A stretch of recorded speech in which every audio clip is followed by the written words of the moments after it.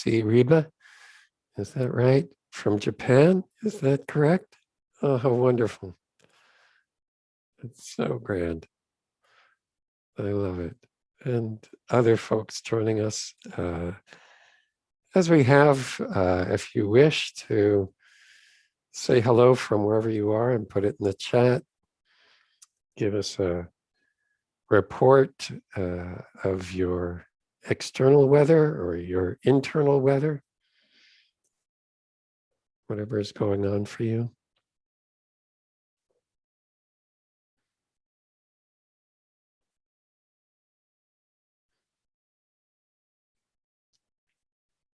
It's still a bit early for us to begin.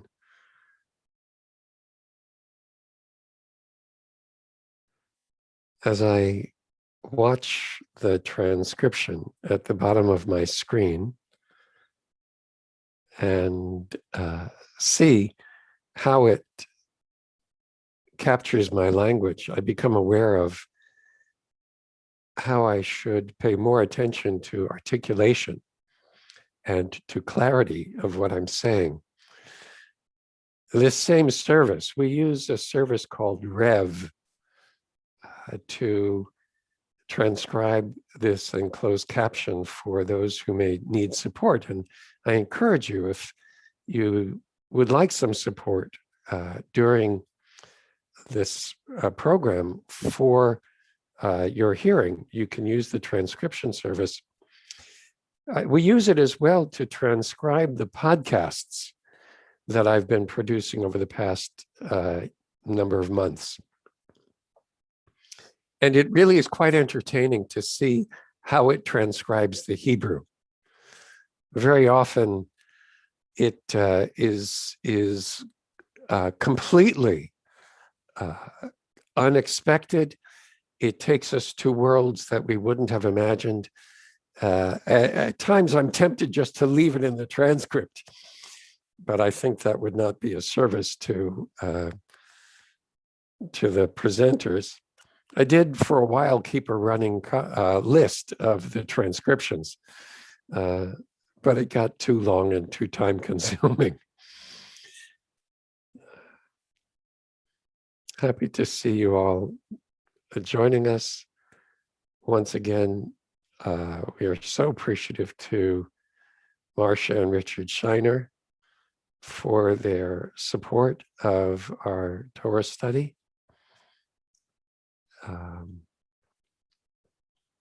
And for the IJS in general,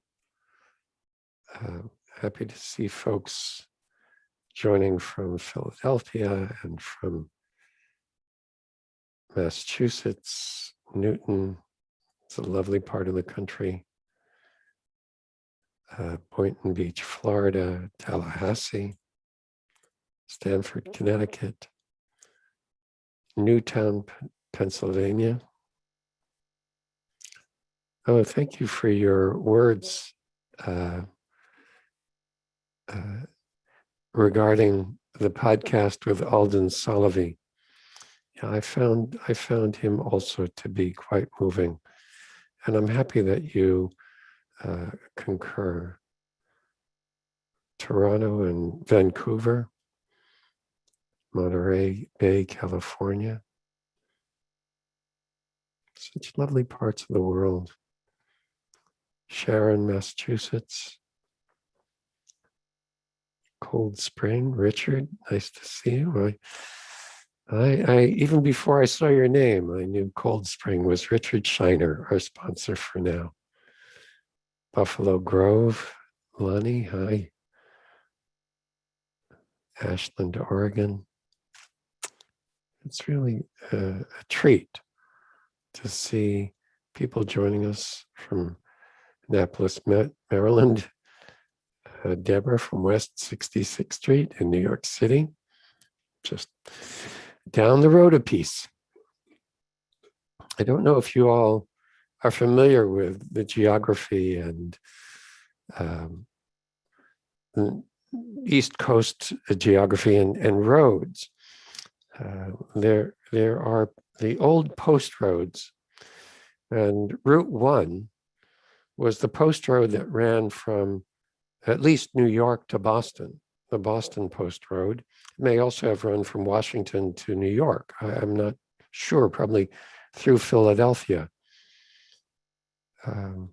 But also Route 9 here is Broadway. And Broadway here in Hastings becomes Broadway in Dobbs Ferry, up to Irvington, to Tarrytown, extending all the way up to Albany. Route 9 Broadway also extends back down into Manhattan. And happy to be able to be connected with so many people by these old arteries, which probably, I regret to say I don't know for sure, were likely Native Indian trails, Native American trails. They were the easy paths to move through the world. And we do, all of us look for easy paths to move through the world. Not always is it possible. That's why we practice our spiritual practices, because we all know that the world is constantly changing, just as we're constantly changing. And so we want to find and cultivate the spiritual capacities, the skills. There we go. Susan Falk. Broadway in Manhattan was definitely a Native American trail that ran along the ridge from one end of the island to the other. Thank you, Susan. So that's what we're all looking for, is we're looking for a trail that's not without obstacles, a trail that is not necessarily easy, but a way in which we can ourselves traverse that trail with grace. And Adi, if you'll open us up to everybody, thank you very much.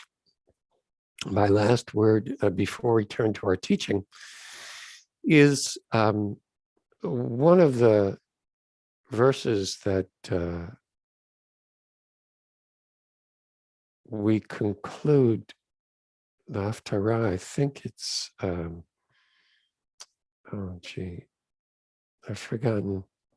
even forgotten the prophet. I think it's Micah. Ki darkei tzadikim yisharim u'rshaim yikash lubam. Right? The ways of the righteous are smooth, but the wicked stumble on them, which I think is important for us to consider for ourselves, that there's really only one path. The verse is Ki darkei Adonai yisharim. God's ways are straight, right? Tzadikim yelchu bam, right? The righteous walk them. U'rshaim yikash luvam, and the wicked stumble on them. So there's really only one path, and it is the path of life. And we engage in spiritual practice, whether it's Talmud Torah, mindfulness meditation, yoga, prayer, any of the various practices that bring us into a deeper understanding and relationship with the nature of existence and our place in it, so that we can walk along these paths, however we find them, and not stumble. So with that, we'll begin with the bracha. Baruch atah Adonai Eloheinu melech haolam, asher kitshanu b'mitzvotav v'tzivanu la'asok b'divrei Torah.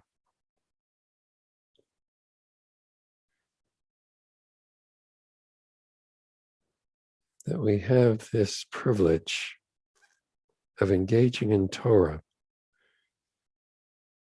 to deepen our spiritual awareness, to connect us more deeply to the Holy One, and to help us walk the ways of the world so that we might be more blessed in them and then become a blessing to others. Our text today is from Mevaser Tzedek. We've studied the Mevaser Tzedek throughout this year. It's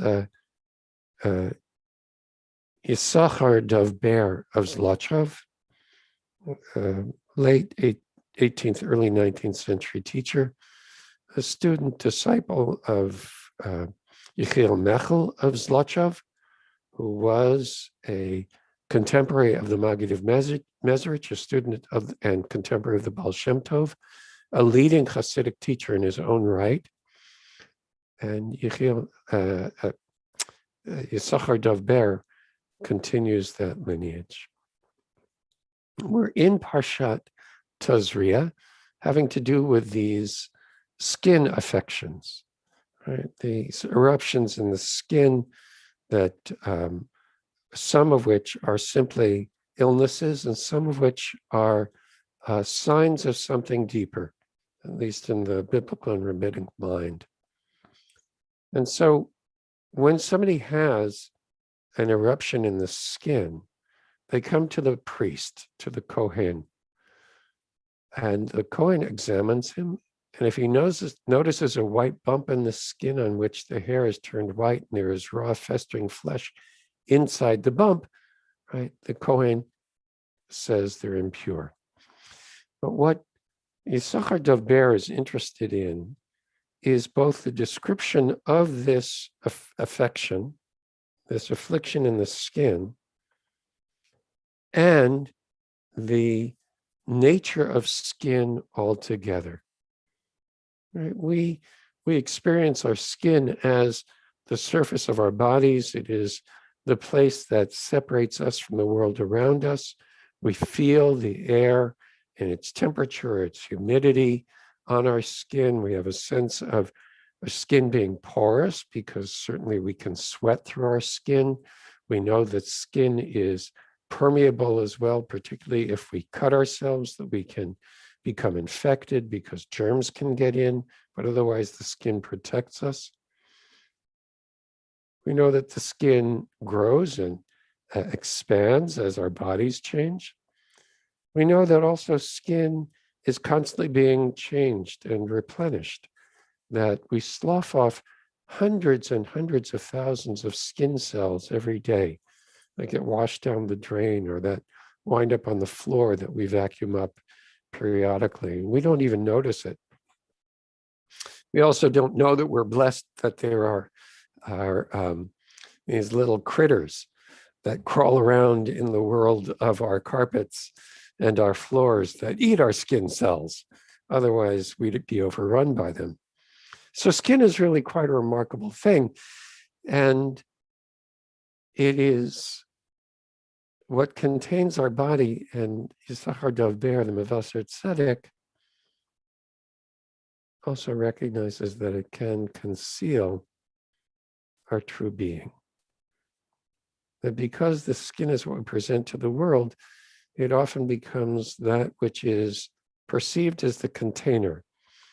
And as Hillel reminds us, Al tistakel b'kankan, don't look at the container, ela b'ma sheyesh bo, but rather look at what's inside of it.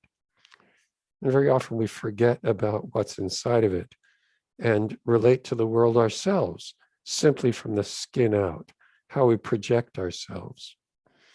So we're going to look at what he has to say. And he begins by quoting this midrash cited by Rabbi Elimelech of Lezhensk, right, the Nom Elimelech.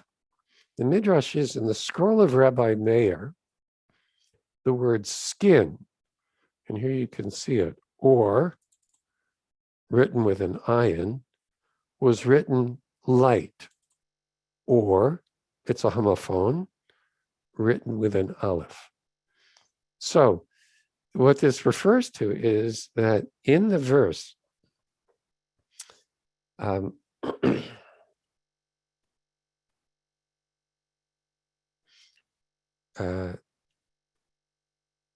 I've forgotten the beginning. That God created, the Lord God created for Adam and his wife, quote, note or garments or tunics of skin, v'yalbishem, and clothed them. Right? This is after Adam and Eve have eaten of the fruit in the garden, and they suddenly realize that they're naked and hid from God. And God provides them with kotnot or garments of skin, that is leather. And in the Torah, generally, in our Torah, it's written or with an ayin.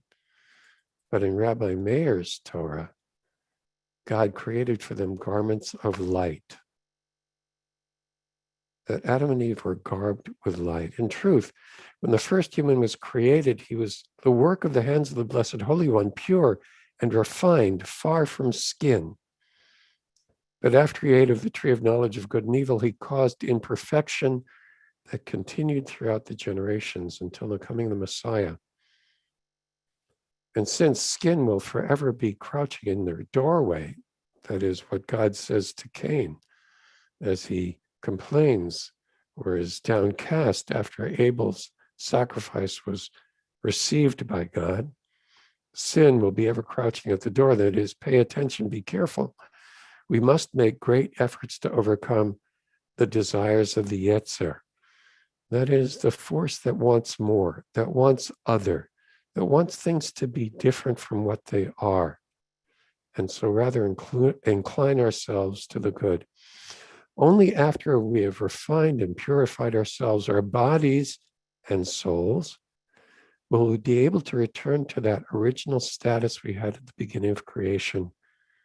Our hearts will not incline toward any transgression, and all the desires, things of the world will seem base and repulsive.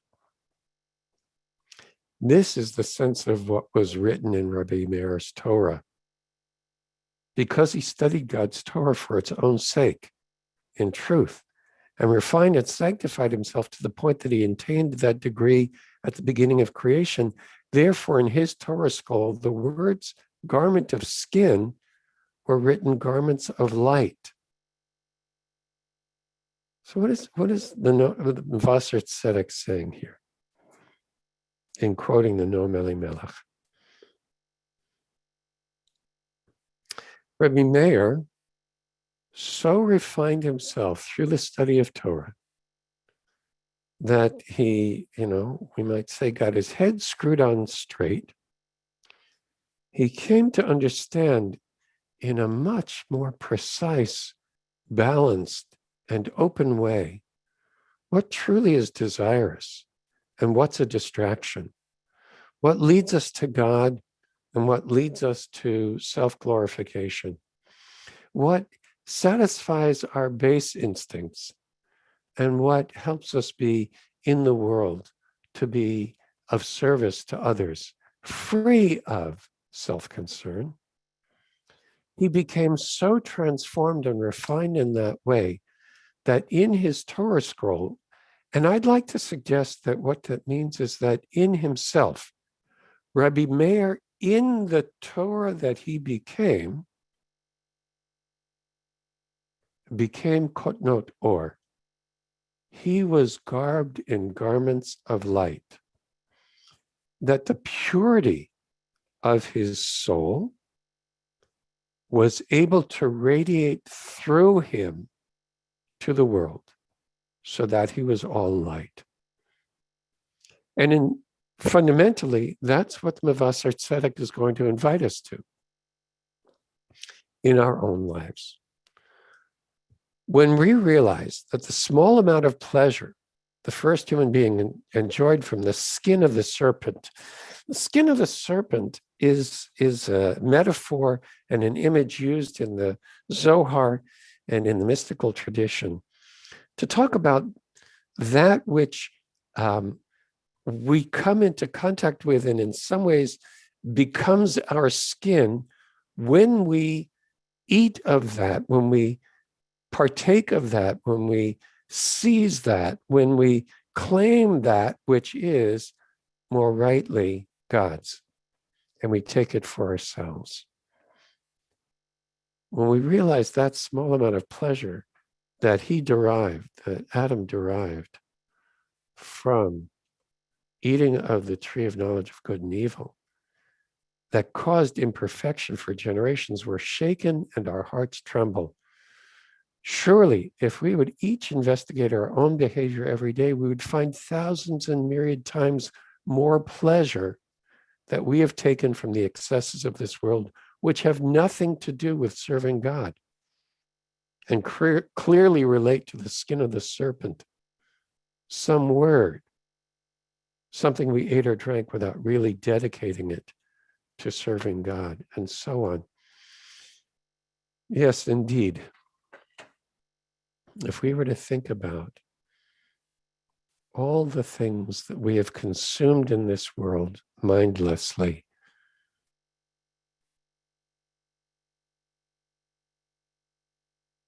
how many islands of plastic bags exist in our oceans because we didn't realize what we were doing and didn't think about creating an economy based on disposability.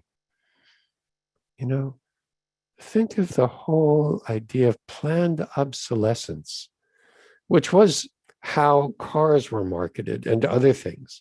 You know, we'll build it, but pretty soon it'll wear out and people will need another one. That'll just keep the market going. And certainly, even without planning obsolescence, the rapidity and speed at which computing power of chips has increased over time, allowing for greater miniaturization of all sorts of things, and for much more powerful computers and these things that we carry around that we still call cell phones, and for all of the work that we do, for the cars that we drive that are now computers on wheels. And all of that is based on getting rid of what came before, of just disposing of it. And we have no idea where it goes. That our consumer lifestyle is based on disposability. Think about what the impact is on the world. That's what the Mavasar Tzedek is talking about. The impact of that moment of mindless eating of Adam in the garden is simply a metaphor, a microcosm, and an infinitesimal representation of the world of disposability in which we live, where we hardly think about what we waste, and where the world that we've been given as a gift to tend and protect is a world that we despoil because of our mindless consumption, mindlessness rather than mindfulness. He's calling us to attention to what we do in the world and how we relate to it, which is then also how we relate to ourselves and to other people. So he goes on. But first consider this. Someone who is attached to the blessed Creator, and I'd like to suggest that that's an idiom that we can use as a substitute for someone who cultivates mindful awareness, will see that all of their deeds and devotion as nothing, right? We'll recognize moment to moment however much we have become mindful, there is so much more to attend to. It will appear to us as if we've not even begun serving God. From this awareness, we'll never come to grandiosity or pomposity, right? We'll never say, I've done my bit. What do you want from me? We'll always know that there is yet more that we can do, that in this moment, my wife came back from visiting grandchildren, her son, and she brought some things in, Ziploc bags. And, they were a little bit soiled. And they're about to be thrown out there. And she retrieved them from the garbage because all you have to do is turn them inside out and wash them rather than just throwing them out after one use. And that is grandiosity and pomposity, that my time is too precious. My energy is so rare that it has to be preserved for other things that I can't even consider washing a plastic bag. That's grandiosity and pomposity. The opposite will be that we'll be nullified in this world, which is to say that we will sense that our claim on the world is small. And when we examine it over and over again, we will invite ourselves to have a smaller and smaller impact.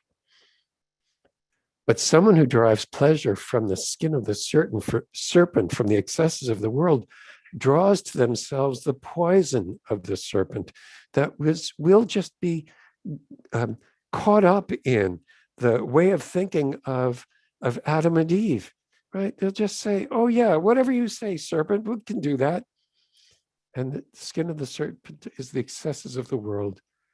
Will draw to themselves this poison of the serpent. For this person, their devotions seem great. I've done it already. Look at me. I recycle. And it appears to them as if they've already attained great spiritual heights. It's as if such a haughty person has undermined the legs of the Shekhinah. That is, we are destroying the embodied world, which is the Shekhinah, which is divine presence. Where, after all, did their haughtiness come from? If they had not undercut the legs of Shekhinah and cast off the yoke of divine service, right?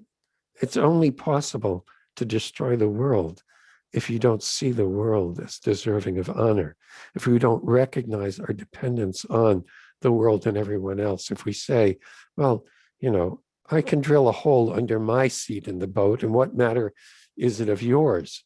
Right? It's my seat. I can do whatever I want with it. Right? They've become a querulous one who separates friends. Nirgan mafrid aluf. We separate the alufo shalolam, the cosmic aleph, divine one, from the world. And we've separated themselves from the source from which they're hewn. That's the source of their haughtiness, by being cut off, separate, nurturing their identity as superior to identification with all others. Even if this sort of person does perform an act of devotion or is a moment of tshuva, it is mixed up with all sorts of self-interest and other waste. They're not called a servant of God since they serve only themselves, right? Such an important line, right? The difference between being a servant of God truly and being a servant of ourselves. We can engage in mindfulness practice initially for the sake of being happy, less anxious, for the sake of perhaps becoming less reactive. And all of that can be lost and comes to nothing if the mindfulness that we cultivate has us walking around the world saying, look at me, I'm so mindful. I am the most mindful one in the room. All the rest of you people, you're laughing, you're drinking, you're doing whatever you're doing, but I'm really mindful. Whatever else you've accomplished, you haven't accomplished anything. You're serving yourself. right? Engaging in spiritual practice in order to be a spiritual person is not going to do it. Engaging in spiritual person in order to subdue the ego, to connect with others, to participate in the global economy of life and death, which is the life of the world. That's what we practice for. For true tshuva, we must nullify ourselves relative to everything and see ourselves as nothing.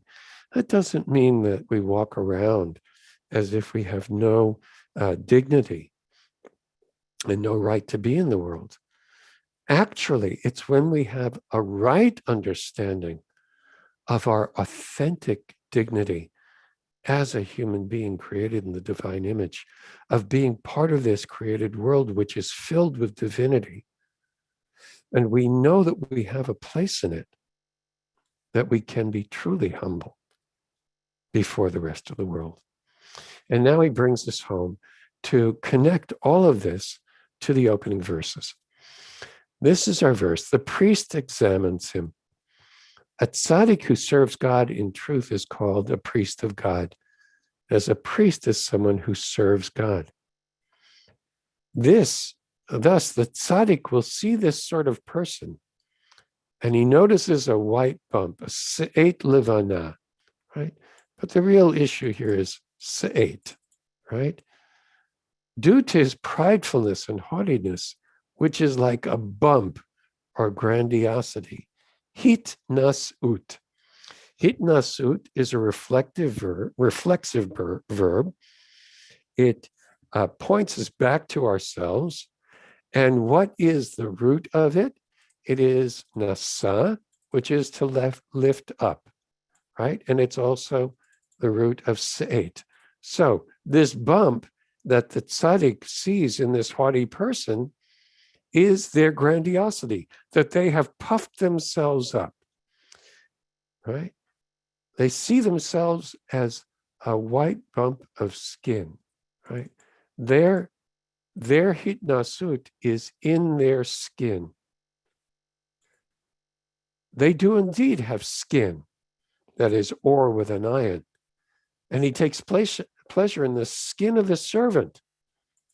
And this appears white to him, and he finds no deficiencies in himself. But the tzaddik who serves God in truth has the eyes of insight and thus sees the imperfection in him. And the verse continues explaining how it could be that this person does not see himself correctly.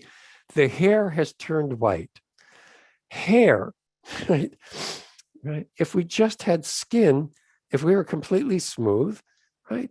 We have no sense of there being anything sort of beyond the surface of our skin. But our hair actually does function the way cat's whiskers and dog whiskers do, right? We actually sense things beyond the surface of our skin because the hair registers it. And it's understood in the mystical tradition and in medieval sort of medical terms that hair are excesses, right? Extraneous things in the world. It grows beyond the body. So they are the motarot. So when he enjoys the extraneous things, the motarot of this world, and views them as permitted, heter, a lovely pun, he draws to himself the skin of the serpent. This is the sense of his hair has turned white. This view has brought it about that he's transformed himself to one who's cut off from the blessed Creator, who otherwise dwells with the contrite due to the skin, signifying extraneous things. That is, his hair is turned white. What that means is he sees hair, right, the motarot, the extraneous things of the world, as white, as pure, as clear, as upright, as proper, rather than as something to be questioned, challenged.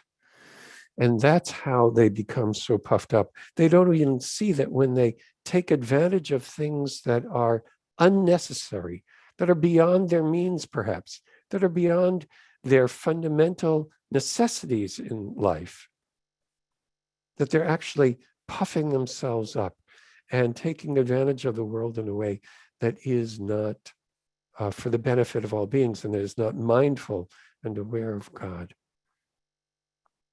He views them as white, and from this he became haughty, causing raw, festering flesh, basar chai, inside the bump. Even if he wished to heal himself, to perform some mitzvah properly, to cleanse himself, as this would be live flesh, basar chai, this too would be motivated by self-concern and pridefulness. This is the meaning of bump, se'et, right? That bump, he can say, oh, I'm haughty and I have this raw flesh, but the raw flesh is not really alive. It's not alive in the sense of being conscious and mindful. It is distraction, self-deception, and it is impure. It is se'et. It is a bump. It is haughtiness. So that's Mevasser Tzedek. Again, to acknowledge, Mevasser Tzedek is writing the end of the 18th, early 19th century. In Eastern Europe, this is still the leftovers of the medieval period. We've hardly gotten to the modern period. Enlightenment is still far off to the West. Emancipation is not for another 60, 70 years at all, if at all. He's living in a world in which some degree of asceticism and self-abnegation, of denying oneself the pleasures of the world, was seen as spiritually efficacious and edifying. And it often was taken to extremes. And in fact, the Baal Shem Tov came to argue that that sort of asceticism and denying oneself the world was actually spiritually dulling. But rather, we are to say, oh my God, Melo chol haaretz kvodo, the whole earth is filled with divine glory. God's presence permeates everything, and therefore I can celebrate the world. I can cultivate love for myself because God is present here. I can cultivate love for all others because God is present in them. And I can come to love the world and respect it in the same way that I respect others, which means that I cultivate limits towards others and towards the world. And rather than experiencing this tendency towards asceticism as self-denial, as edification, but rather to see it as self-limiting in order to celebrate the world and know our true place. That, I would suggest, is the moment that we are living in now, when it's even more necessary. It's so much more necessary for us to be able to cultivate a sense of what is truly necessary for us to live. How shall we acquire the goods that support and sustain us? It's a tension. One of the great blessings of the digital world, in many ways, was the digitizing of books.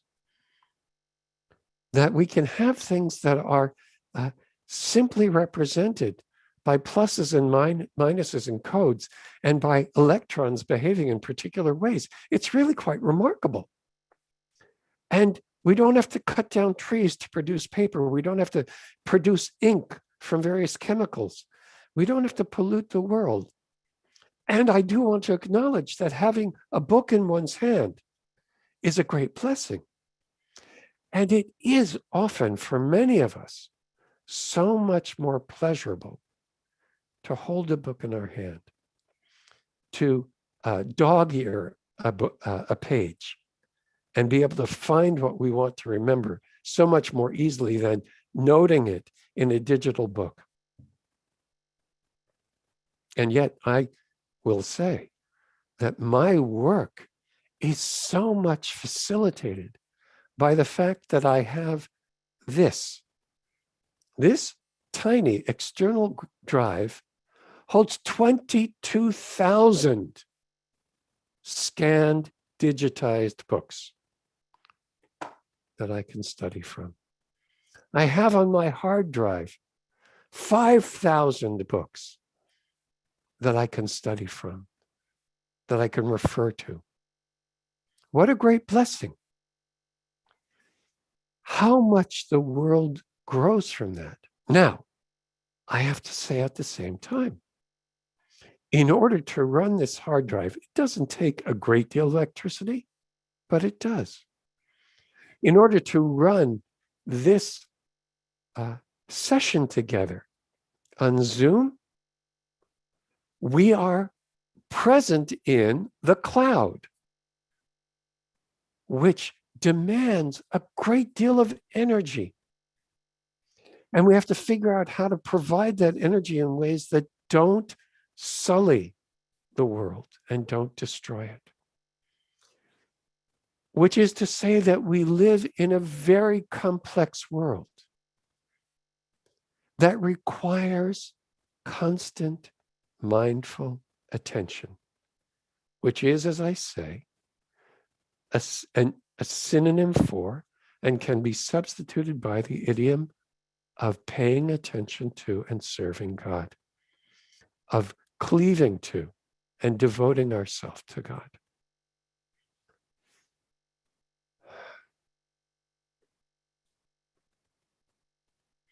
It is a blessing for all of us that there is a time called Shabbat and Yom Tov, holidays, when we can step back from the world of doing to the world of being and place ourselves in relationship to the world as receivers, as simply receiving the world as it is, and not as doers, making the world as we wish it would be. And it's so important to then expand from Shabbat into our day, that we set aside time for prayer, for meditation, for Torah study, that we set aside time for doing for others, to remind ourselves that it's not about what we have, but it's about how we are in the moment and who we serve. That's the message of the Vaser Tzedek this week. It's such an important part of our reading of these, again, pre-modern mystical texts as sources of inspiration and instruction for how to live in our very modern 21st century world. It's not easy. It's not simple. Every action is fraught, and there's no way out of it. There's no way out of being implicated in the whole of this world by everything that we do. And that's why we engage in teshuvah and seeking forgiveness and recognizing how much we seek to live in balance so that our hearts can be less burdened by our awareness of the costs that we have brought to this world. So thank you for being here this week. Thank you for sharing in Torah together. Again, it's a delight to see you all, to be able to scroll through the pages of who's here today, who's here with their video on, who's here simply in name, studying Torah. Perhaps you're cooking breakfast, perhaps you're doing your exercise and listening. Perhaps you're sitting with the text in front of you. Perhaps you just like to listen. Whatever it is, may this Torah that we've studied together be a blessing to lift your heart, to clarify the mind, to inspire you with energy to live a whole and holy life in this world, to discover for yourself how applying mindful awareness can release you from the constriction of avarice, of desire, of extraneousness, and those superfluities that we pursue so much in our lives. And what it's like simply to sit and breathe and to receive the world and to know that we're part of it. So again, thank you for your presence. Thank you for your attention. May you be blessed in the week to come with health and with happiness and well-being. And may we all be able to join together again for Torah study next week. Thank you so much. And once again, look for us on YouTube, the Institute for Jewish Spirituality YouTube channel, where this will be archived, as well as you can find meditation, which will follow. It also is broadcast on our YouTube channel and archived there, as well as our weekly yoga studio, which is archived there. I look forward to seeing you, and thank you very much for your kind attention. Be well, everyone.